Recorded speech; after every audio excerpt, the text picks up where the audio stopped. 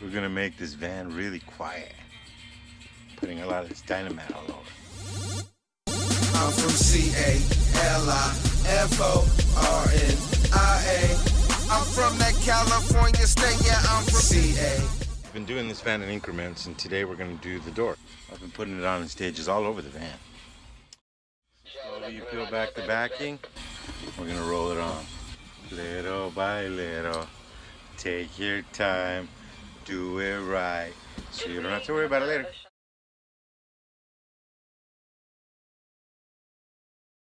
Why did I pick Dynamat? Well, it's the best. And I wanted the best for my van. Don't go cheap. Get the good stuff. You don't have to worry about it. It doesn't smell. Rolls on great.